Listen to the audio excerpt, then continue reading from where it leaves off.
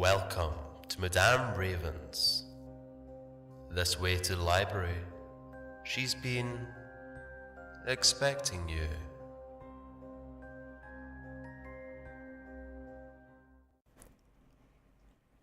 Welcome, my darlings. Please sit down and enjoy.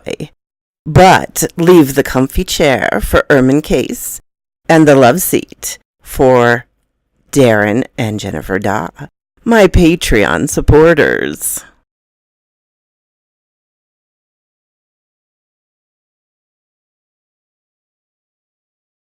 Collected Tales 15. Careful what you seek. It might be hunting you. Emily knew her sister's name, the date of the murder. Wasn't hard with the deputy's help to find the location. She told me perfectly where to go and find the hidden package. A small wooden box was wrapped in layers of oilcloth and plastic. That find had lifted my spirits. This was not going to be hard, I thought. Bringing the box back to her in triumph, a week after I left. A week later, she handed it back to me, cleaned, smelling of beeswax and lemon. Inside, on a bed of fresh black velvet, rested a yellowed page taken from an ancient book, sealed between two pieces of glass.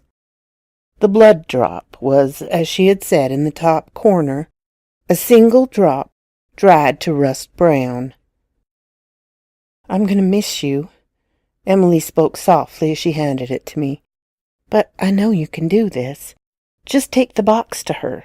The rest will happen in proper time." Emily was nothing like the shocked and bereaved child we had first seen. She was calmer, almost a serene grace moving about Granny's home. To any outsider, she was raising her little sister, Hazel. I was amused at this choice, as it seemed Hazel switched back and forth between delight at being returned to her real life and annoyance at the things she could no longer do with ease. Also annoyed with the swarm of helpful if unseen hands that only grew in number nightly. They were rebuilding the house, the gardens, the outbuildings. Emily just smiled. They will have more than us to dote upon soon. So how do I find this church? Emily's shoulders sagged. "I'm not sure. I can't see it like other things. No, I can see the church till they need to. It's old gray stone. The door is heavy wood beams, enclosed with a huge iron cross. Also all the stones. They're bound with smaller iron crosses at every corner. It's not decorative. It looks small. Too small for what it is. Heavy slate roof. Even it has crosses melted onto it. One would almost say it was overkill, that some early cult was trying to contain something they understood could not be contained. I know that the blood drop will allow you to open the door. If you didn't have it, you'd have to be invited. And I don't know who gets invited. Emma's cousin was invited in to protect her. All I can give you is the first step of the path. The box came from a woman in New Orleans, Mama Sabine. She might be able to tell you how she came to hold it." It took a year to find Mama Sabine, and she was not in New Orleans. She lived in a town too small to have a name, southwest of New Orleans. Her age was unknown, sort of like Granny. She had simply always been there. She looked a bit like a dried apple doll, her skin a shade of chocolate brown, white wisps of hair peeking out from beneath the colorful turban. Those black eyes were clear and alert as a raven. "I know that there box you be holdin' be not for me and mine. You be here lookin', but you be ready for findin'?" Mama Sabine then rattled off something that almost sounded French, almost sounded English. Around her was a bustle of activity. These were her grandchildren and great-grandchildren. Be not sure how many they be now. Had 7, and they all had a parcel. Can't spit without hitting a child now. You hear with that? So things about to go sideways. I be taking my blood into the back bayou. We be fine there. Ain't got no quarrel with the strange folk. I had to laugh. Don't say that too loud. They've started looking for people to help. You should see what they did to Granny's barn and animals. Mama's laugh was rich as chicory coffee. They be welcome here. Can set the limits. Honor 'em right if they help. Send 'em running if they don't. You seen 'em. It's in your eyes. Seen the other side.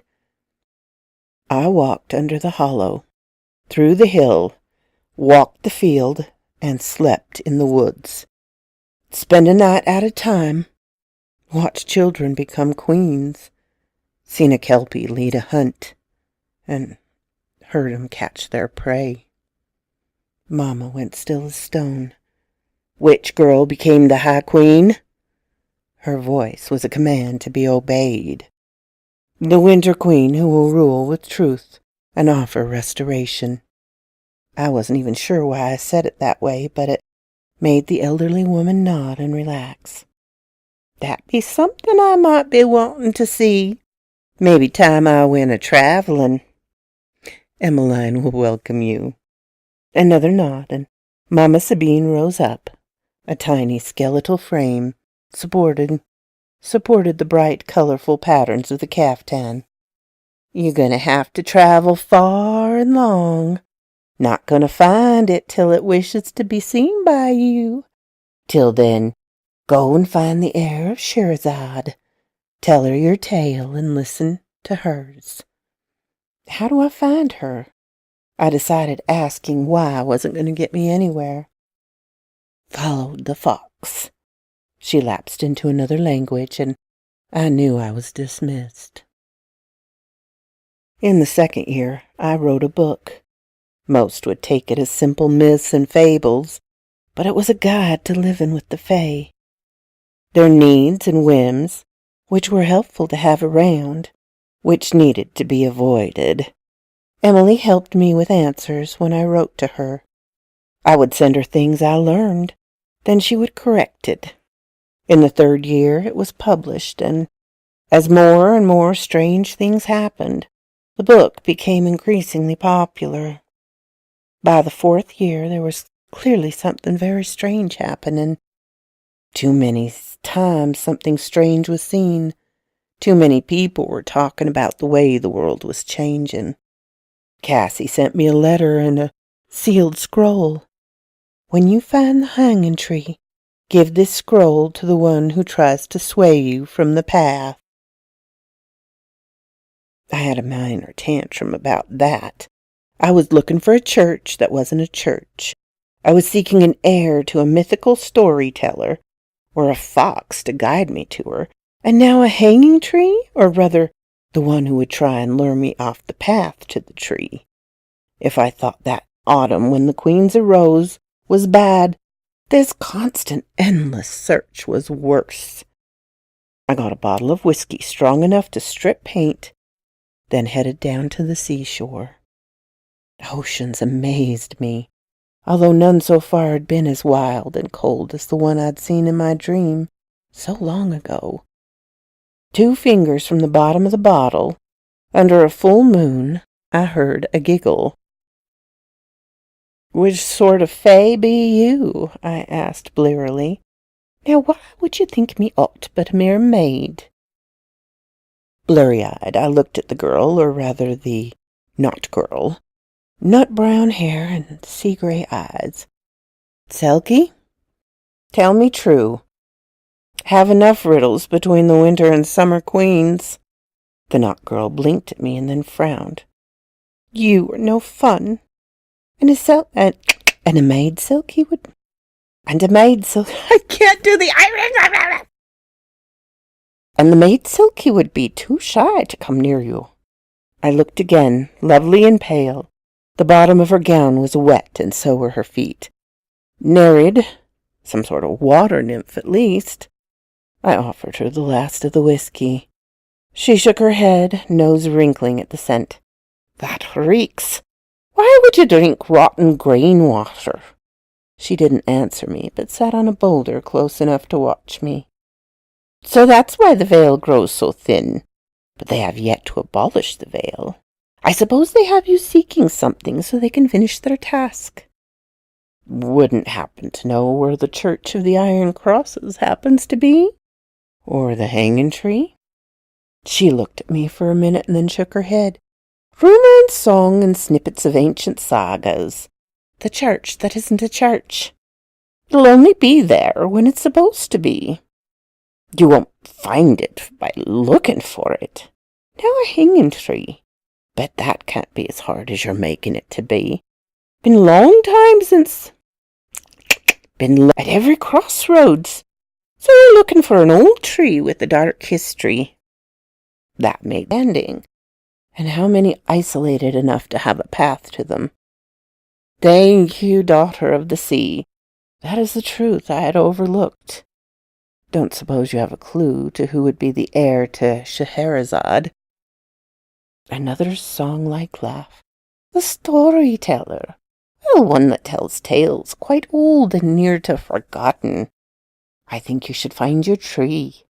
You might well find a story to be told.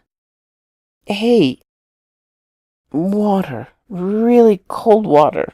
Grey, angry water. Rocky shore. 2 hills. One a dark forest, one a gentle forest. A standing stone twice my height. Ever see the like? I poured the last of the whiskey out. I wanted to be sober now. I wanted to sober up now. May exist, may have, may yet to be. Can't say, only seen it in a dream. She tilted her head. Dreams sometimes speak truth. I haven't seen such, but as you say, it may yet to come. Things will be far different the day the High Queen takes her consort. And with that she raced back to the ocean and vanished. I returned to my spare room. I returned to the sparse room I'd rented and slept off the whiskey. Morning found me searching and narrowing the hanging tree to 3 possibilities. The first was an ancient oak standing in the middle of a town square now. It was close by and easy to check out. The sprawling oak gave no clue to its past. Sunlight shimmered on the leaves and the children played beneath it. This was not the tree I was looking for. 3-day trip to the next one, again in a park. It looked half dead. Surprised it was alive at all, considering it sat in the middle of a parking lot. This was not the tree I was seeking. A week later, I knew I'd found the right one. Nothing marked it, just had to know where the crossroad was. I pulled off the side of the road and checked the rough drawing. The path was little more than an animal trail. Not a dozen steps, and a man was standing beside me. Lost, my friend? I laughed. How could I do anything else? No, would seem at last I'm in the right place, at long last. I have something for you, Renard Dean. I brought the scroll out of my backpack and offered it to him. He was not smiling any more. His amber eyes were narrowed, and he was not pleased to be called out so clearly. He eyed the scroll as if it was a live cobra. The Queen of Summer asked me to give this to the one I would meet on the path to the hanging tree. Again I offered the scroll, making sure he could see the wax seal and the golden ribbon. And what be the young queen wantin' with me? He reluctantly took the scroll, and I could see the vulpine features far more clearly.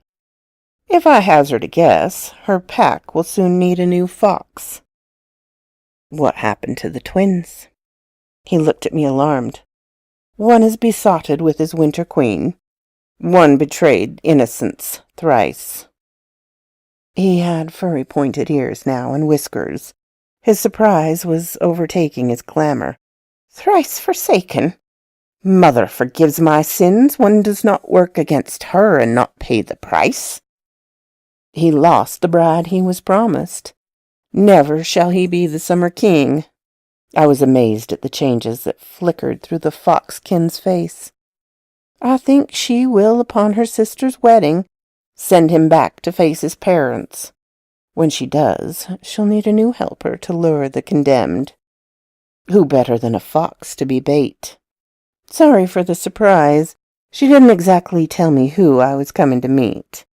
Don't suppose you know much about this hanging tree? Or where I might find a storyteller of ancient wisdom. A crone told me I'd need to follow a fox to her. He was caressing the wax seal in the ribbon, torn between ripping it open and preserving it. Pride also made him bright-eyed. "'Tis none better than my brethren to lure out the fallen and the weak. And odd ye should ask. That tree be old, and it was sprouted from another hanging tree, watered in blood and fed with the rotted flesh of murderers and thieves. It grew thick and tall. Be brave enough to sit beneath it till moonrise. Then you'll find ye storyteller. If you be brave enough to listen. I have faced the summer queen in her kelpie form. I've seen the wild hunt in full bay. I am not so easily spooked." He was still caressing the ribbon, nose twitching to catch the faintest sense. I saw the questions in his face he dared not ask. Her name is Cassandra.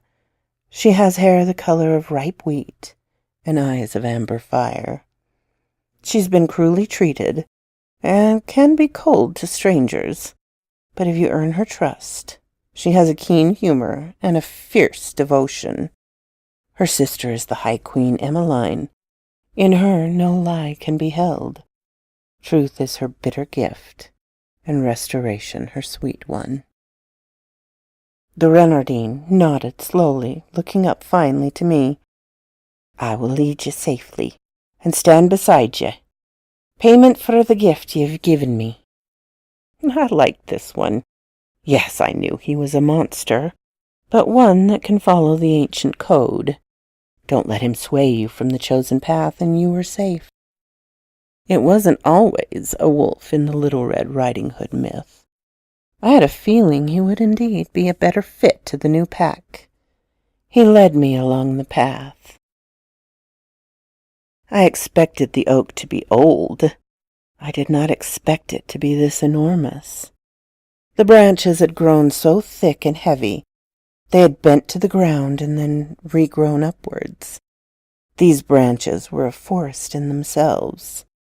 The trunk was so thick around, one could have built a cabin inside of it.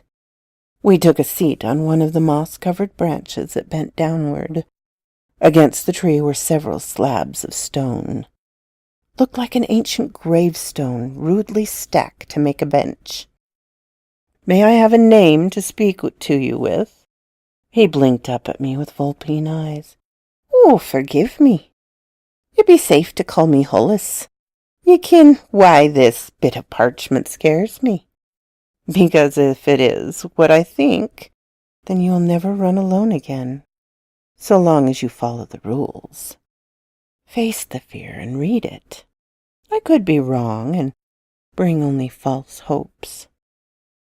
He gently poked at the seal till it lifted whole from the parchment.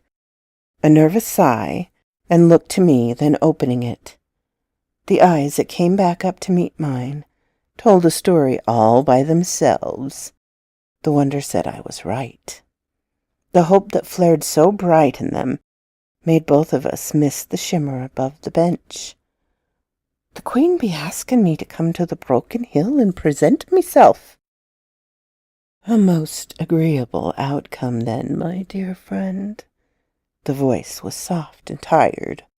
On the stone sat what looked like a young woman, but one almost worn hollow with grief and cares. And you shall go before her with a gift fitting to the occasion. We both jumped at the voice. Hollis stammered and moved to show the woman the parchment, eager as a child. "Be written by the Queen herself.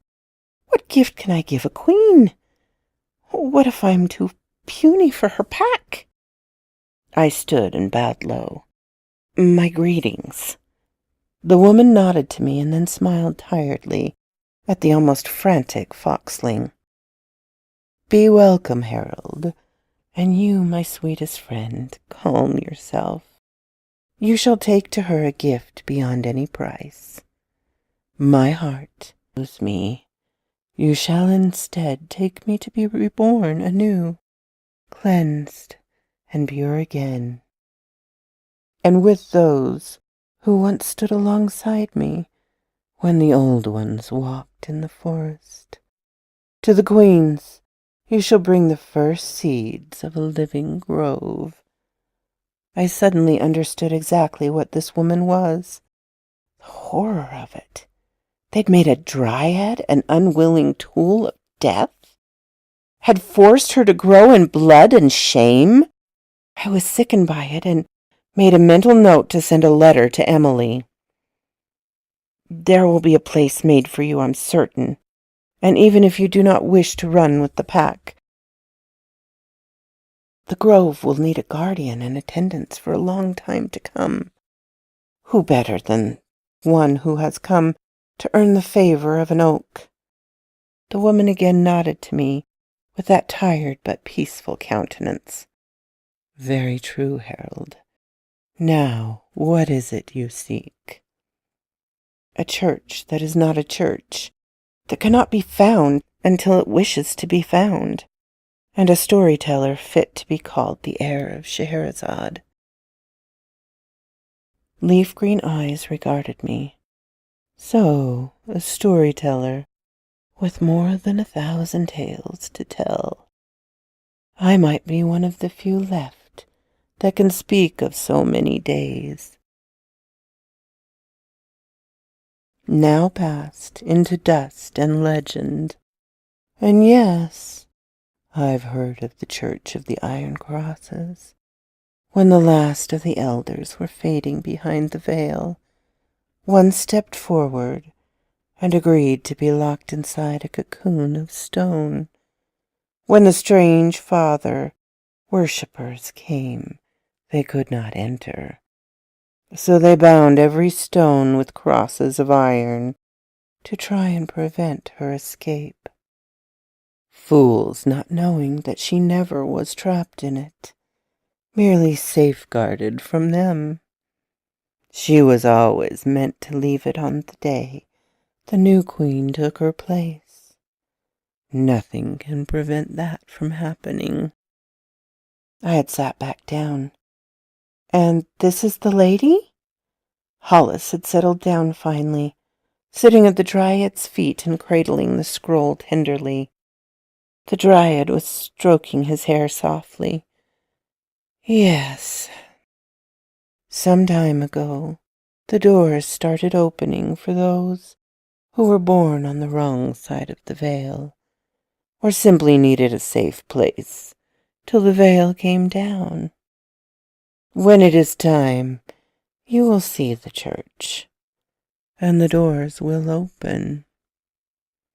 I wanted to scream, but instead I smiled and thanked her. Through the night she told stories, and we listened. Come morning, she just faded away, leaving behind a large basket filled with strange wizened things, and one very bloody-looking thing I did not wish to think much of. Hollis led me away as the storm approached. Papers would state the old tree was the victim of a lightning strike. Hollis assured me he would go that very day to present the basket and himself to the queen. There were old pathways for ones like him to use. Would be there before the sunset. I told him I would see him again when I came back from my task, and to hold his head up high. He had a dryad's trust, and he'd always kept the pack. I also asked of him to tell the full story of the oak, leaving not a fact out, so that she would be helped in her next rebirth. Let her grow straight and tall. And so I began my 5th year, just seeking out myths and legends. I'd come to understand I would see the church the day the lady wished me to see it. Nothing I did would change things, but I could help with the transition. And it was getting worse. People were now certain something was happening. Religions and governments couldn't cover it up. Some welcomed it. Some were sure it was the end of the world. Religions and governments were both desperate to keep control and prevent the loss of their power. At one point, because of my books, I was questioned, but they could see the amount of research and notes I had. The travel was recorded and the interviews clearly labeled. The people that had grabbed me released me, thinking I was no more than someone taking advantage of the chaos, but at least working to give decent information. I became a bit more paranoid after that. My 6th year was more traveling, more looking over my shoulder. I didn't dare respond to the Fae if I saw any more. I was being watched, hunted. I found brief respite in a mountain town, where it seemed there was another pocket of the ancient, waiting to blossom. They gave me a chance to get my bearings and answered many questions I had willingly, and when they couldn't give me any more answers, they said follow them into the forest. A stone ring in a clearing beside a clear river looked as if I had walked backwards in time. More so when I realized there were new faces among the crowd, including a child with willow-green eyes. I was startled for a second and then laughed. Dryads, you have guarded a grove for how long? Many ages, the sheriff answered and smiled fondly at the willow child. Not the first you've seen? I've met another. And I am so pleased to see them healthy and happy-looking, guarded. His eyes narrowed. What happened with the other one you met? She was planted at a crossroad, grew among death, and was used as a hanging tree. I saw the horror in the gathered crowd, both human and spirit. She is reborn, or will be soon, as part of the new Queen's Grove. She will even have an old friend there. The Winter Queen will see her restored. I trust this. They were still shocked at the horror I'd spoken of, but also curious and surprised that a new grove was being planted. I told them everything I knew of the queens, of the brothers, of the autumn of discovery. They listened, and when I asked questions, they answered. Here was a gold mine of ancient knowledge. Before I left that town, I gave them directions to find the deputy, and through him the queens. Seemed a few of the dryads were willing to send children to the new groves, and to send caretakers to teach the new guardians. I knew they would be welcome there. I sorely missed my home, but I had to go back out before my hunters came there. So I headed to Denver. Rumors abounded about something unnatural that stalked the mountains, something unafraid of the change to come. I loved the mountains, even if for the first few weeks I felt out of breath, standing on top of the world, ankle-deep in snow in midsummer. The mountains were old and yet young, raw and savage. The wildlife seemed to understand I was no danger to it. Stones, so very ancient, raw, tumbled from the earth. One boulder stood beside the road, size of a cabin, and atop it, in a crack, grew a pine tree, no higher than my knee, but I was also holding in my hand a picture from the 1920s, a couple in front of the boulder, and the same tree, no higher than my knee. Many a tree up here were more ancient than its size gave testament to, and many an eye gave testament to something laying beneath the human form. Walking towards me were 4 teenage boys. Only 2 had eyes that said they had a secret of flesh and bone. Beneath my breath, too low to be heard by any ear save unnatural, I spoke. Hunters follow me. Beware. Two half paused, a jerk of head to look at one another. Then, teasing punches to their companions, started what looked like a normal chase. Good boys. They didn't need to gain attention from the two people taking video of the St. Veran pretty little river, but not worth a video. Only draw here was the natural bonsai that had rolled a boulder off the mountain. I also had a feeling they would warn others to avoid the notice as well. What I didn't expect was a man in a business suit sitting in my cabin, reading through one of my books. No wonder they're stalking you. A little close to the truth. But you missed one detail. Pixies are blood drinkers, mostly unseen to human eyes. He closed it and looked at me with those eyes of aged secrets. Take it the two are distracted by something tonight, and I'll have to make a note of that. Anything else you can share? I sat my book bag down and wondered if I should take notes. Oh, yes. They chase the phantom child that has never existed before tonight. Never will after tonight. His smile was wolfish. More serious note. They're planning to ambush you when you return to Denver. Want as short a journey to the airport in private plane as possible. Good to know. I sat down in the other chair. Not Fae, but also not human. Would you share what you are? I will, after the wedding. Now I was truly startled. You know of that? Hard for those of us still connected to the earth's spirit not to know of it. It is as a breath being held in expectation. Sister queens rather than rivals. Never been heard of before. He leaned forward, and again the predator manner of a wolf tugged at my mind. When one queen can speak, but not truth, the other has naught to fear from her or hide from her. I made note that he said those of us. There were more groups out there than I had a clue of. 4 boys could hear a whisper in the wind. They make it home alone?